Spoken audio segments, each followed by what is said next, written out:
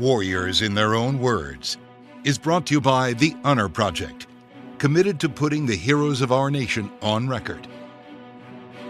This presentation is dedicated to the brave men and women of the United States Armed Forces. We interviewed Colonel Charles Bussey, primarily to hear about his experiences as a pilot in the famed Tuskegee Airmen, the all-black Army Air Force unit that flew in World War II. But we also heard a great story about his service during the Korean War. Bussey was a two-war hero. But his first struggle wasn't in a combat zone overseas. His first battle was at home, in what you might call the fight for the right to fight. Can you take us back to what motivated you to get into the Air Corps? All my life I'd wanted to fly. There were no opportunities, and also I had no money, so I couldn't pay for rides. But fortunately or unfortunately, the World War II came along, and there were opportunities to go into the service as a flyer rather than as an infantryman, for example. And I took that opportunity.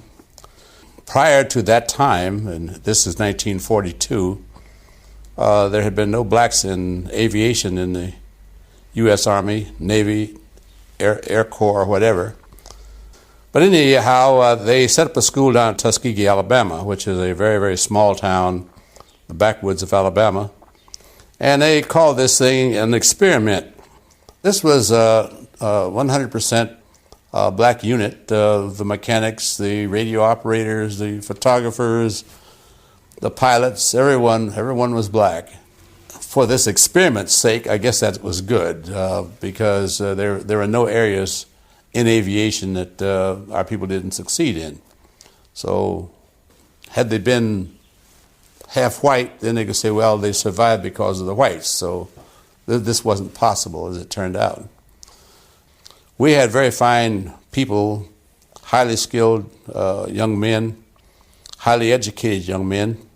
I was one of the very few who hadn't finished a college at that time, because I was only about 20 years old or so. We had people who were many PhD type doctors and a few medical doctors who chose to be fighter pilots, and it's a pretty good choice if you're a young man.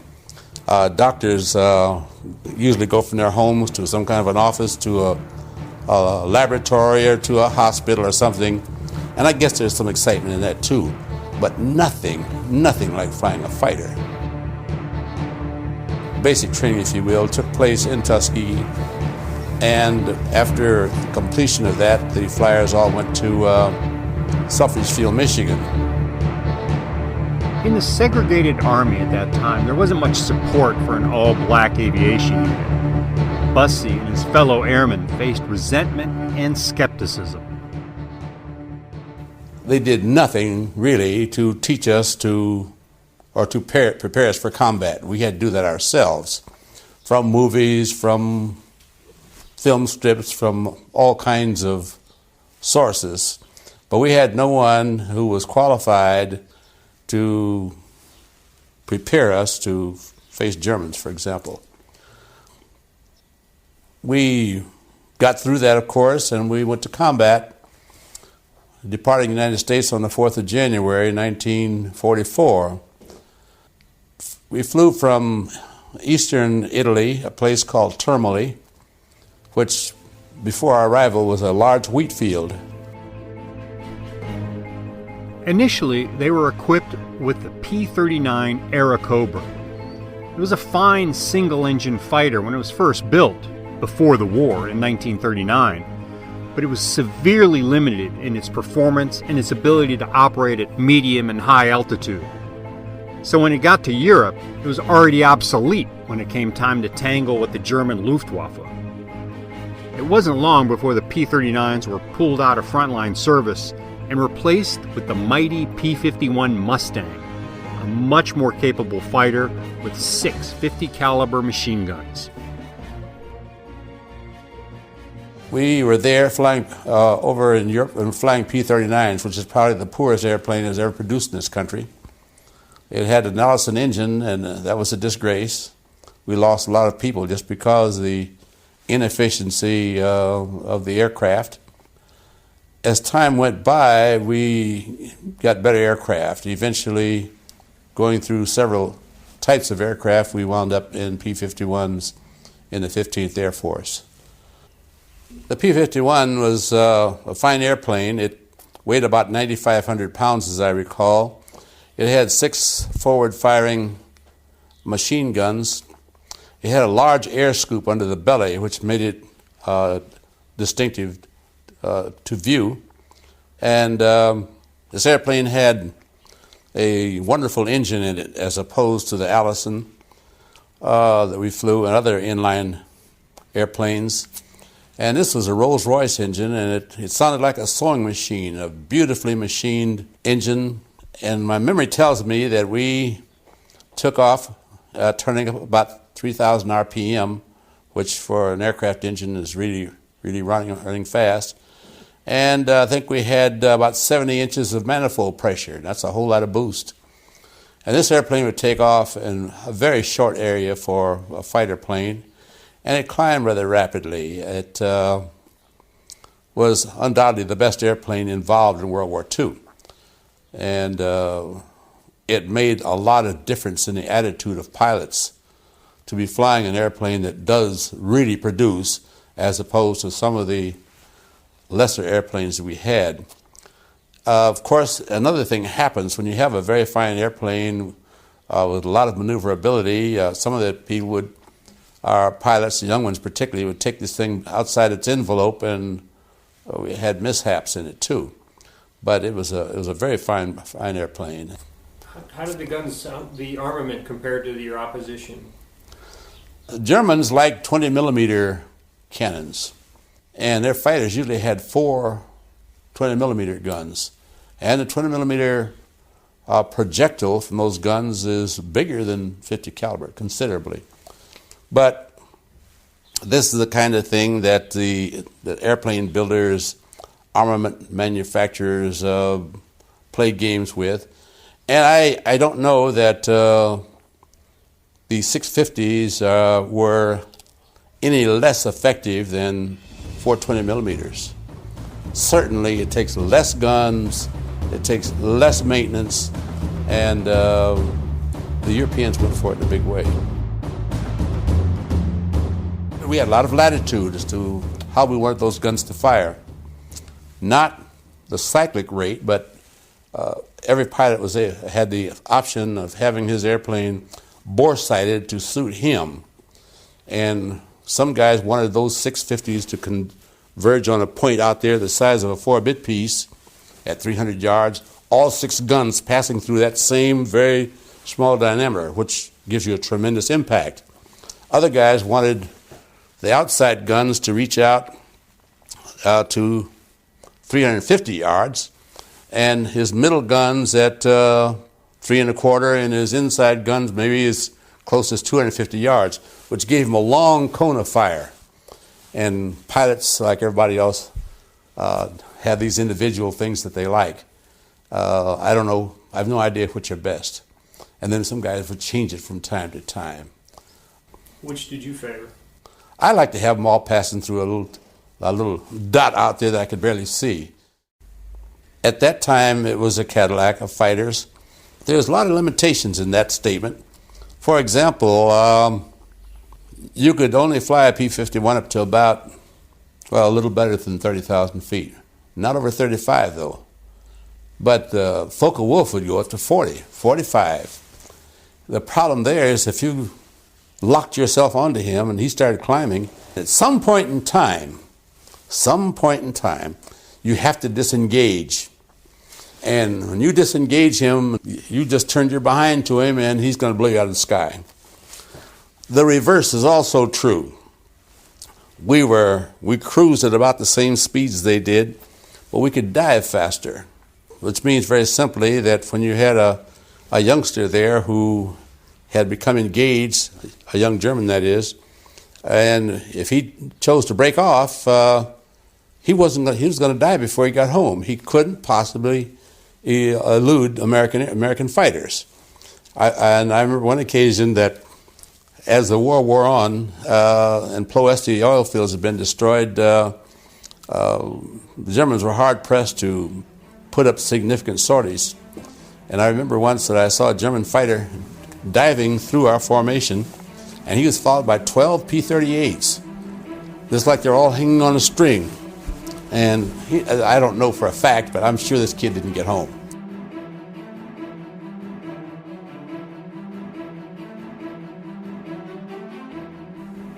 Probably the best missions that fighter pilots have is providing cover for bombers.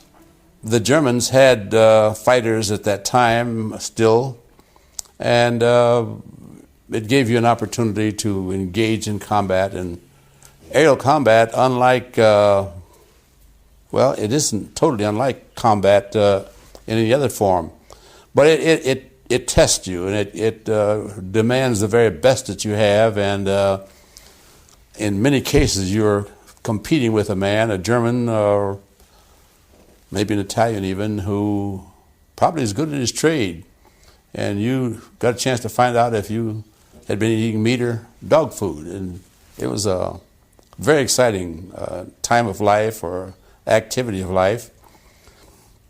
After those hundreds of hours of training that we had, engaging in combat was a very natural thing, just like being a boxer. You don't have to tell yourself, oh, this guy's going to jab, so I'd better cover my chin. You don't have to think. You can react and act and react without any prior thought, and the adrenaline takes over, and you become an entirely different man than you were on the ground. It was interesting. It was exciting. What goes through your mind when you first see that, if it was a Focke-Wulf or Messerschmitt, when they first turn into you? What runs through your mind? You know, it's time to fight, and you've got to produce or die, and there's not much margin between the two. The first one that I was involved with, we were protecting some bombers who were on the way to Wiener Neustadt. And Wiener Neustadt was, I guess, probably in Austria rather than Germany. But they had ball bearing factories there, and this is very important to the Germans. And we hit them many, many times to destroy those works. And we were flying, and someone called a bounce, and I looked off in the distance, and I could see these Germans, and they were in a maneuver that I never saw before nor since. And they were flying a continuous loop up through a bomber formation, and as they went up, they were putting bullets right into the bellies of these bombers. And bombers were reacting as bombers do. They were blowing, destructing, and when the mission was passed to me, I made a move on it. There were 4 of us in a flight. We dropped our tanks and wing tanks, and as we moved in, we just separated, and each of us took off behind one of the Germans, and he went up, we went up. And when you are maneuvering and not being aware that there's someone on your tail, you're pretty vulnerable. And I guess we got all 4 of them. I don't know how many bombers they had shot down before we engaged them. This thing worked out this way. Bombers left their bases hours before we did, because they climbed and flew perhaps at 150 miles an hour, and we flew something around 250 miles an hour. We'd see them flying overhead, and we'd have a point of rendezvous with them, and we took off independent of them. And at that point in the sky, 500 miles away or whatever, we joined them, and our commander would advise them that we were the covering force and we were coming up from their rear, and so they knew who was approaching them, so there was no occasion for mistakes or mishaps, and we just came in. And of course, in order to stay with the bombers who are flying 150 miles an hour and we're flying 250 or thereabouts, because we couldn't slow down to their speed, because then we couldn't react to German fighters, for example. So we flew in wide S turns back and forth across the bomber formation. And on this occasion, as we moved up on them, they were already under attack by a force of Germans, and I don't know how many, maybe 10 or 12, maybe a squadron, it's hard to say, but I think we shot them all down on that occasion.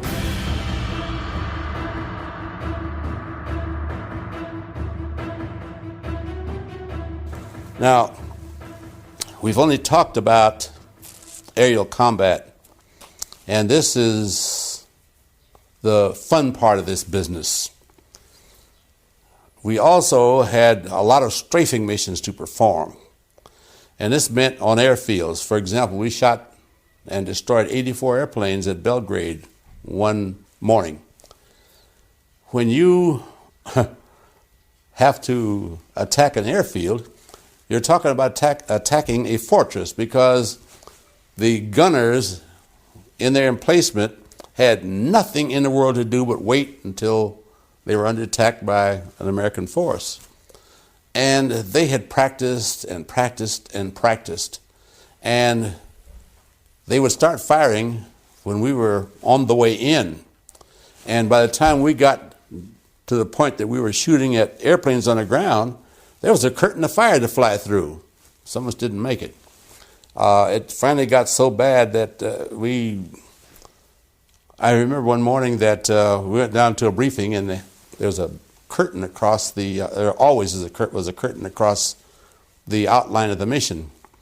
And they pulled that curtain, and one kid just rolled off his stool. He'd been on so many of these things, and I guess he could see his longevity dwindling, you know. But ground missions, we dive bombed in those days. That's terrible stuff, as opposed to what they were doing in Baghdad, which was a joke compared to what we did. The bombs did some thinking, and the pilot did some thinking, and put it all together, and they were a destructive force. We didn't have that luxury at all. We did everything by eyeball, and the eyeball just isn't as effective as electronics. It just isn't there. So the ground war was a tough one for us, whether we were strafing or dive bombing. Either way, it was a tough world.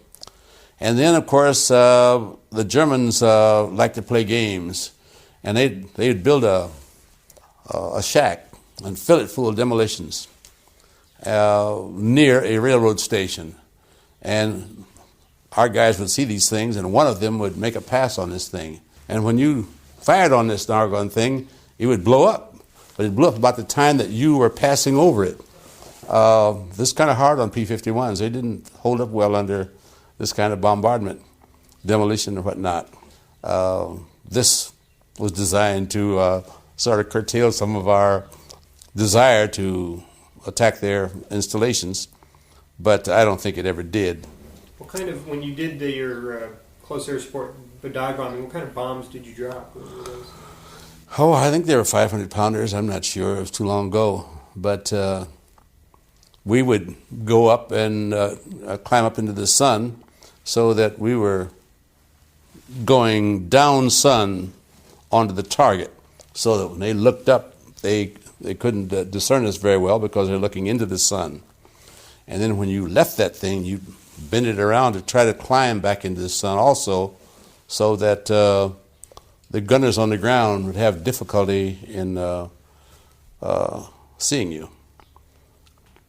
We had many different kinds of experiences. We had two people, and they shot down a German destroyer up in the Adriatic Sea. They just they started putting fire into it, and I guess they hit a magazine or something, and the whole thing went up. That was a rather singular experience, but it happened. What kind of air defense did the Germans put up against you guys? They were after bombers. The fighters were of no significance to them at all. I mentioned Wiener Neustadt earlier, and I think they had 1,900 guns there. 1,900 was sort of a magic number, it seems to me. Ploesti had 1,900 guns. I guess Berlin must have had 10 times that. But they weren't hurting for artillery, and they put flak up there. It sometimes looked like a cabbage patch or something. You'd have the impression you could walk from one flak burst to another. You couldn't, of course, but it was that thick. They were after bombers, and they were very, very good. I've seen occasions when a bomber would open his bomb bay, and just at the time that bomb bay opened, they'd take a shell inside, and this B-17 or B-24 would come apart. It's a terrible way to go. And I've seen guys bail out of these things with their chutes on fire. Our fighter war was a joke compared to what the bombers had. They had a hard, tough war. I would hate to have to participate in it because all that flak was directed at them. And they had to go. Over any given target, there was an awful lot of dying. We flew all over central, southern, and the near end of Eastern Europe as well. We flew missions to places as far away from us as Berlin, Krakow, over in Poland, and some missions were so far from our base that we couldn't return, and we had an arrangement to pick up fuel down in Russia, and that would allow us to fly back home. We flew some 250 individual missions providing top cover for bombers, and we never lost a bomber in that process, and no other fighter group in the world can boast the same. What unit was this? What were the... This was the 332nd Fighter Group, and the group consisted of the 99th Fighter Squadron, the 100th Fighter Squadron, the 301st Fighter Squadron, and the 302nd Fighter Squadron. It was an exciting time, an exciting war for very, very young men. I'm no longer one of them, but it was exciting for sure. Now, how long were you overseas then? Take us to the end of the war. I was overseas a year and a month or so. When I came back, as most of the fellows in fighters, we became instructors back at Tuskegee. And we were very proud and very happy to be able to do this because we had been to combat. We had fought the best the Germans had, and we fared well. And we were able to pass on those things that no one passed to us. And I felt very good about this. We knew the tricks. We knew the attitudes and all those things that are necessary to be successful as a fighter pilot. And we had that opportunity, and we made the most of it. The Tuskegee-trained pilots earned a reputation as the most skilled escorts for the long-range bombers flying over enemy territory. Bomber groups would specifically request the Tuskegee Airmen. And long after the war, those bomber pilots continued to express their appreciation for the commitment and skill of those black pilots. Anytime a bomber, we saw a bomber who was in distress, some of us went down and escorted him home or escorted him back to a friendly area.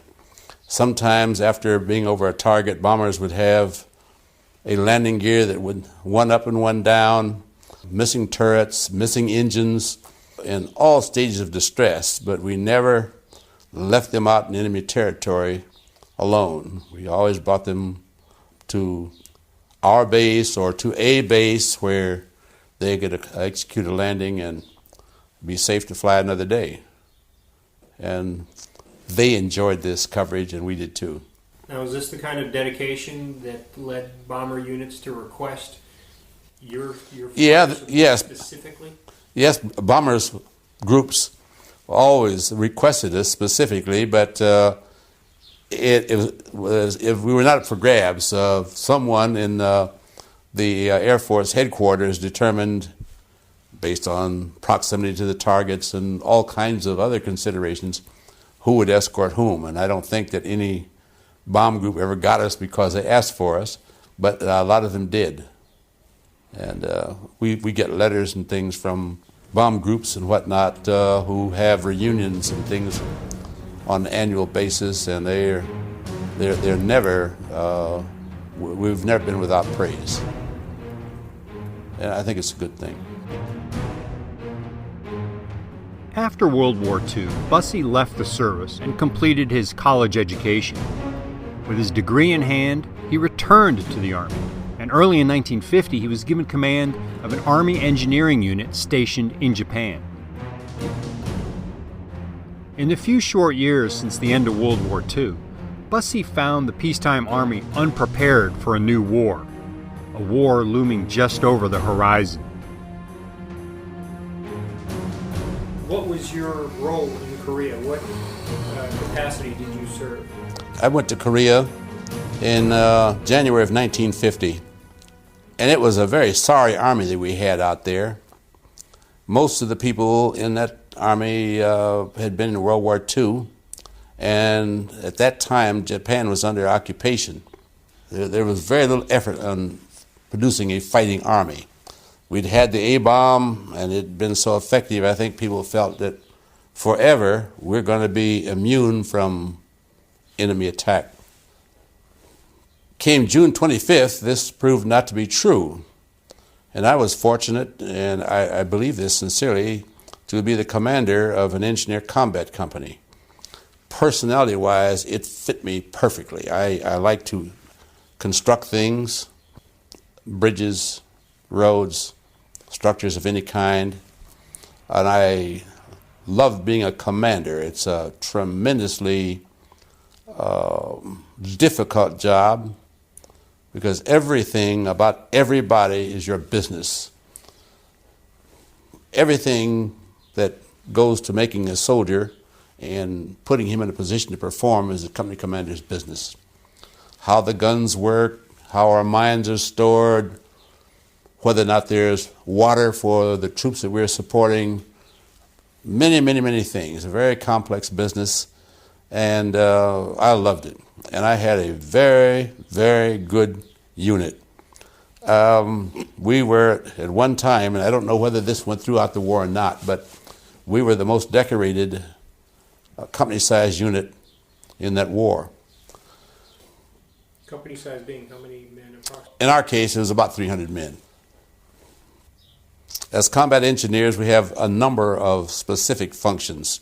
One are to prepare roads and trails so that troops have an opportunity for mobility. We had bulldozers and things which we used in case of artillery for them to have their emplacements that had revetments. We provided water. We had a capability for providing potable water from anything, brackish or whatnot. We could purify that water so people could drink it. We provided demolitions. We provided sandbags, all types of fortification equipment for the infantry soldiers. At that time, and this has changed a little bit, we provided mine warfare for them. We provided barbed wire, and we provided field fortifications so that enemy can't just run up there and swarm over you. We have to stop them out there a little bit so we can put those guns on them to change their habits. We worked hand in glove with the infantry people, and no infantry outfit can move very well without good engineers. And we were good. Yeah, we had top flight people, and we supported them beautifully. Bussey and his men found themselves in an extremely harsh and unforgiving environment. They were up against a tenacious enemy, skilled and talented at fighting in such miserable conditions. We had the most difficult terrain in the Pusan perimeter, and our soldiers stayed up there 45 days without replacements. And I've seen soldiers whose feet had rotted out the socks and the shoes. They were up there in the sun. Every hill in Korea was barren at that time. Subsequently, they have covered the whole peninsula with trees. Every place that they're not farming for food is covered with fantastic trees. And I just to digress and get off the subject a little bit. They are the most fantastic people in the world as far as development is concerned. They've made Korea a very, very beautiful place. And it wasn't that way in 1950, believe me. There were probably more than 8 or 10 trees in the whole country. But now it's a fantastically beautiful place. Their cities are modern, wide streets, avenues, parks. I was back 2 years ago, and I was extremely impressed with what I saw. But to get back to the fighting, we went over there on a piecemeal basis. When that war started, they sent over elements of the 24th Division. And they were outnumbered by a great number. I don't know what the relative strengths were, but the North Koreans probably outnumbered us 10-1. And they slaughtered American soldiers over there because we only had that one outfit and everybody else was on the way. And they gave us a terrible time. And no, I've never seen where anyone else said it, but as far as I am concerned, pound for pound, the North Korean is probably the toughest soldier in the world, bar none. That's Russians, that's Afghans, that's anybody. They are unbelievably tough and extremely motivated. Even they recruited kids from 14 up, and they came in there with the intention of killing Americans, and they did a fantastic job. Even their nurses were motivated. They were a formidable adversary. And I can testify to this. I was extremely impressed with them. A 14-year-old Korean weighing 115 pounds was the equal of a GI weighing 200 in that environment.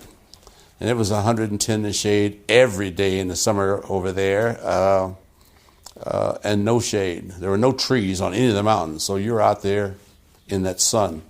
And the Korean was much better equipped for that. And climbing mountains, he's just like a goat. They were extremely physically. They were specimens, and they were mortarmen. They were the most effective mortarmen I've ever seen.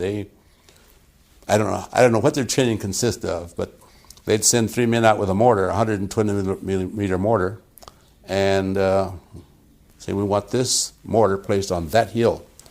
Go to that town and bring enough people out to take this mortar of this base plate up there and the tube, the sighting mechanism, and these rounds of mortar ammunition. Take up that hill, and we'll let you know when the time comes to use it. And I think they gave them 3 rounds to settle a base plate, and that was it. And they put them on an intersection or wherever they were intended, this thing as a target. They were there, and their misses were very few. They were unbelievably efficient. The individual soldier,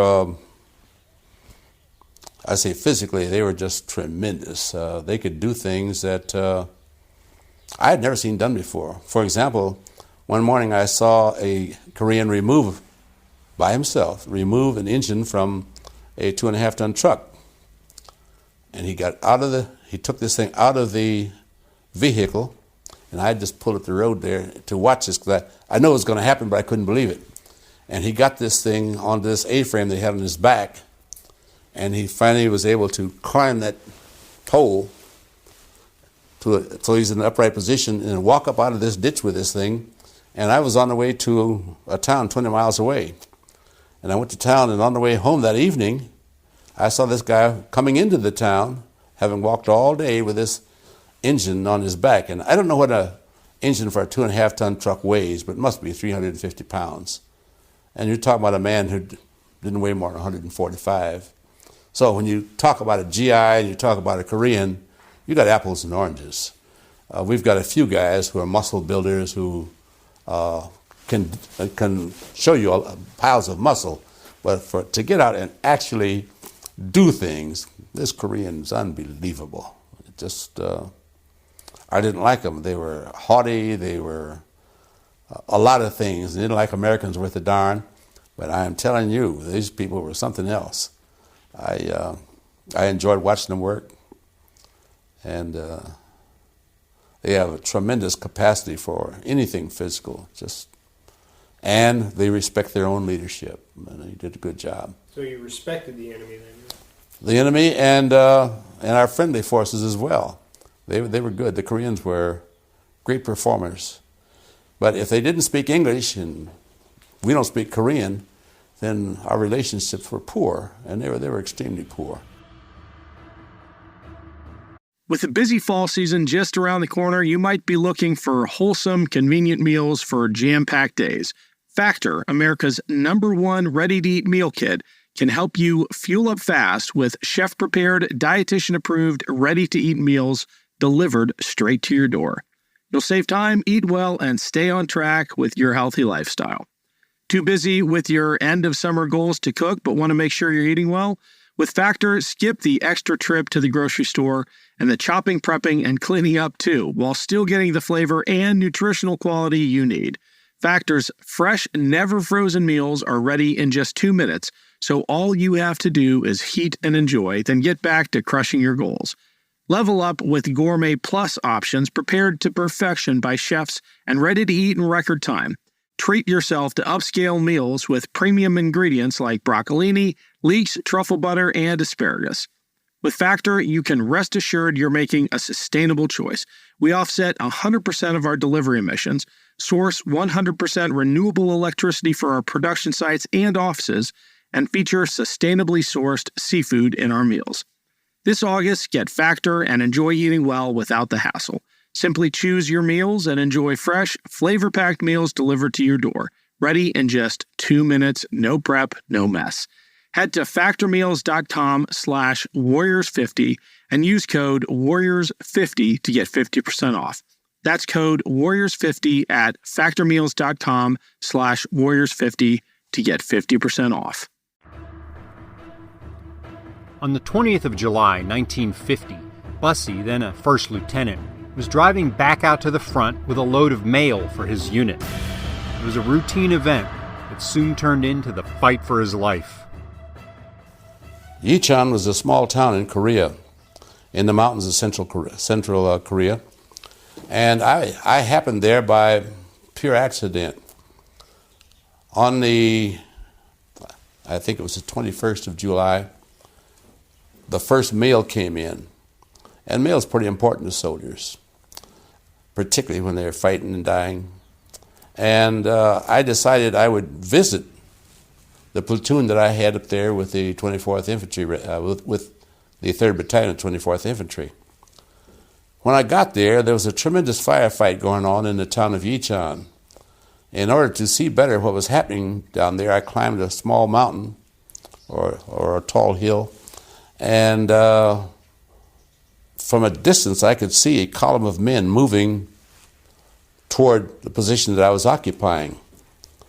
Below me, the infantry battalion had parked their vehicles on a levee. And I said, well, I wonder what those guys are moving in that direction for. And I said, if they burn up a few of these vehicles at the end of this column, there's no way that battalion could turn around and head out of that place. And I said, well, and from that distance I couldn't tell whether they were soldiers or civilians or whatnot, because at that time everyone wore white muslin garments. So there were a group of men who were security guard or something for this column of vehicles. And so I commandeered them, and I moved 2 guns up that hill, and then I started them to hauling ammunition.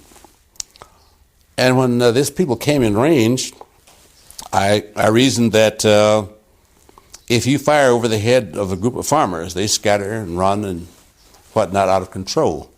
But if you fire over the heads of soldiers, they're down in the mud and they wait for a leader to blow a whistle, blow a bugle, hand signals, but somebody's going to be in charge and they're going to react appropriately. So I put a burst over their heads, and there was no question in my mind what they were soldiers. And I was up on a hill, and they were down on a flat plain, a rice paddy, and we killed a great number of them. As a matter of fact, we killed everybody that was in that group, and we went down and we counted them, and that's the story of Yichon. Oh, almost. 2 days later, we were ordered to send a bulldozer over to a place called, I think it's Yongdok or something like that. And all of this took place, over 40 years ago, so my memory is not as good as I'd like it to be. But anyhow, when we passed Yichon, I took a look over there and I could see civilians digging graves, individual graves, to bury all those people out there. And so I had this dozer removed from the truck, and we dug a mass grave so they could just lay bodies in there. We waited, since we were not under any particular, not in a particular hurry, and then we covered these people up. So that's the story of Yichon. The clash fueled one of the biggest controversies of the war. 3 days after the battle, Associated Press correspondent Tom Lambert told the world about the fight and called it the first sizable American ground victory in the Korean War. Well, first of all, the newspapers were at Yichon, and they knew about all this. And Lambert, for example, wrote about it. But the Army says, no way can we have the first victory in Korea accomplished by black soldiers.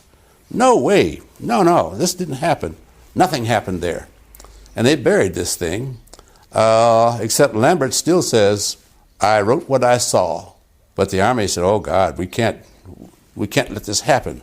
Those are the people those are our whipping boys. We can't give them credit for having done this job. And they still deny it, irrespective of what witnesses have to say. So these security guards that you commandeered, these MPs or whatever, they were black? They were infantry. Yeah, they were infantry soldiers. Yeah. But they were from a black unit, or? They were from the 3rd Battalion of 24th Infantry. That's the unit that my platoon supported. I had 3 platoons who supported 3 battalions. And the leader of that platoon worked directly for the commander of that battalion. What kind of gun did you? I took 2 guns up there. I took a 50 caliber ground-mounted machine gun, and I took a water-cooled 30 caliber machine gun. We fired the 50 caliber until it overheated, and at about that time, we began to get mortar fire in from a mountain behind us.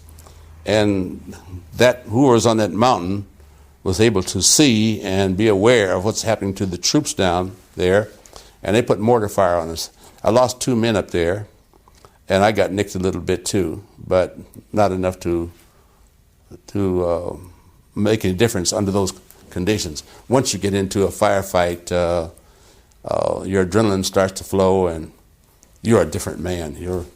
It's like kryptonite or something. It just puts you in a position you can do things that you normally couldn't handle, mentally and physically. It was a very, very ugly fight. And those poor guys down there didn't have a prayer because I was so much higher than they were. We just smashed them right into the ground. That was the first battle that the Americans won in Korea. And it was not a big accomplishment in terms of, as pertains to a war. That was a very small thing. But it was the first time that we'd been able to meet those people head on and come away with any of the marbles. I'm proud to have been there too. Were you recommended for any decorations as a result? Yeah, I was recommended for the Congressional Medal. But that never did happen. Bussey retired as a lieutenant colonel. For his heroism at Yichon, the Army awarded him the Silver Star and Purple Heart. He never got the Medal of Honor because he believes his nomination for that honor was derailed by a racist white officer. That racism is something that he hopes is no longer a part of today's Army. How do you think the infantry has changed? How do you think that that's different in 40 years? Oh, well, first of all, they're integrated. And the black soldier in the Army today probably is the only soldier in the world who's better than that Korean. The blacks in that Army are unbelievable. They're tough, and they're smart, they're strong, and they're well motivated. I'm very happy with what's happened there. And you can't denigrate these people because they've got everything. The equipment is unbelievable. You heard some talk about the tank warfare out in the Gulf there, and the helicopters and the sighting mechanisms that are available for night and day make this soldier more than he ever was, more than any enemy is. American Army today is just indescribable. They've got the equipment and they've got the motivation, and they encourage people to earn that extra pay by being paratroopers and whatnot, and they're unbelievable. I think it's great. I'm very happy with them. The engineers have got better equipment than they ever had before. I just finished making a contribution to a military encyclopedia involved, and I did the combat engineer portion of this thing. And they've got mines, and they've got bridging, they've got countermine equipment, and all this does is make your job more possible. And the more possible your job is, the more you can put into it.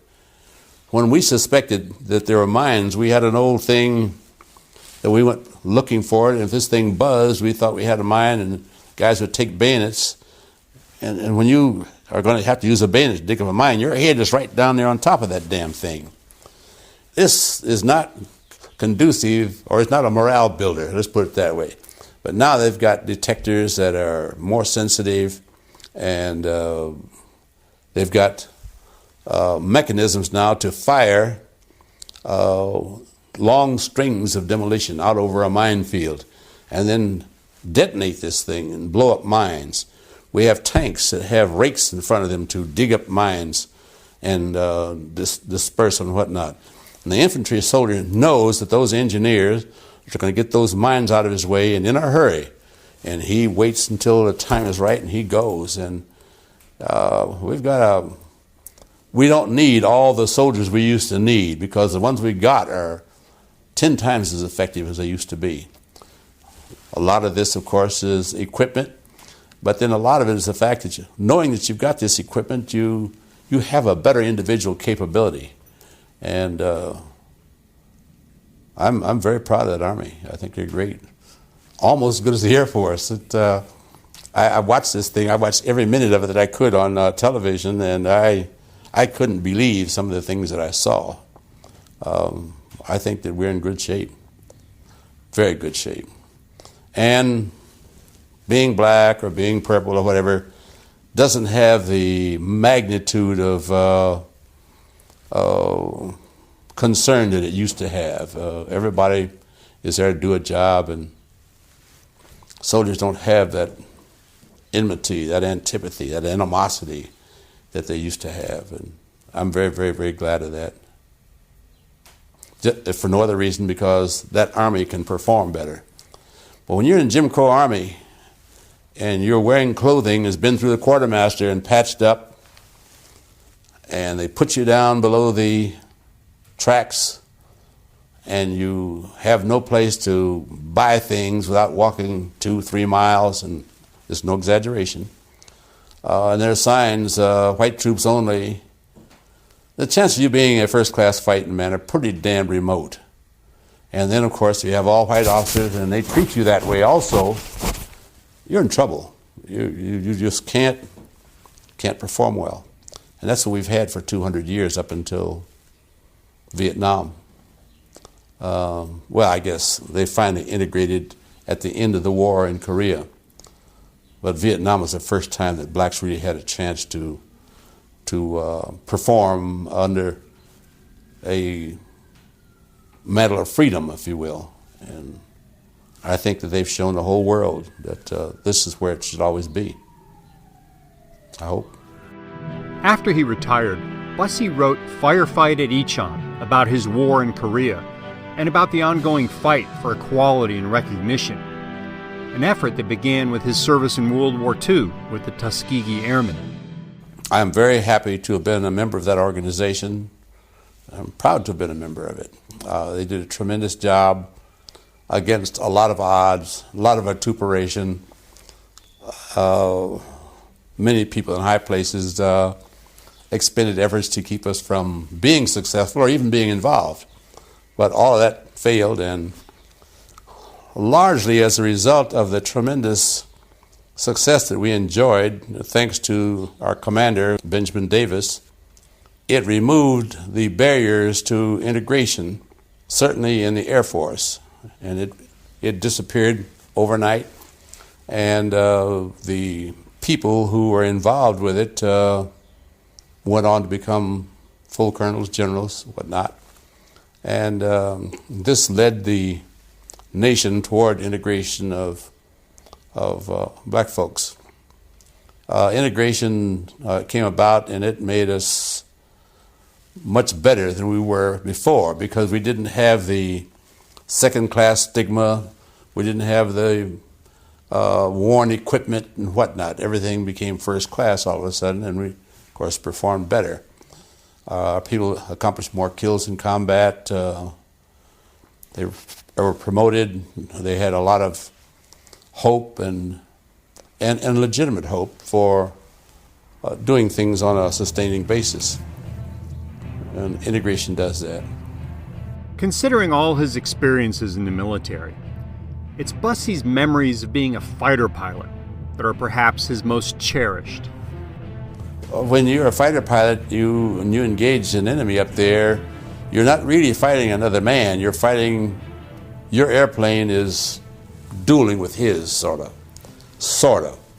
But being a fighter pilot, and of course, this is part of your orientation, or it is your orientation. You have a special heaven to go to, and you're a breed apart from those infantry soldiers, those bums, those ant mashers. I have to laugh about this, but that was the kind of thing that we were told, and we thought about it, and I guess we kind of believed it too. But it is a great feeling. I think there's nothing else, professionally, there's nothing else compared to it. Nothing. And I think that anyone who's flown fighters would tell you that. Because when you pour the coal to that devil, and you start down the runway, things happen inside of you that don't ever happen any other way. And you do feel good. And when you come home, if you had a victory, and you can, in spite of the fact the old man made it absolutely forbidden that you do any slow rolls, things happen to you that life doesn't provide for anybody else, or even for yourself, ever. And you think that your hips weigh a ton, and you feel it and you believe it. I still do.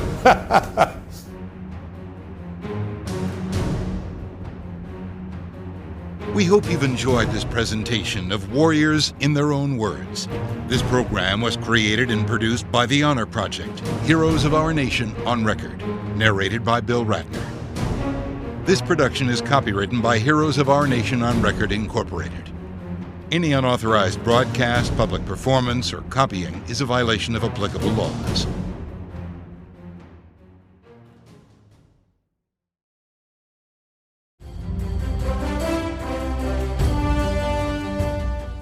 This is Peter. And this is Tom. We want to tell you guys a little bit about our podcast. Tom and I met in college, became best friends, and then teachers almost 20 years ago. Sometimes school just does not allow us to elaborate on the topics that we find interesting, like the real shark attacks that inspired the movie Jaws, or the real historical context to Indiana Jones artifacts. Where does cereal come from? Or are zombies real? Does Ben Franklin really deserve to be on a $100 bill? On our podcast, just like in our class, there are no stupid questions. Just two friends having a lighthearted conversation about history, pop culture, and the context of current events. Listen to History Teachers Talking Podcast from Evergreen Network, anywhere you get your podcasts.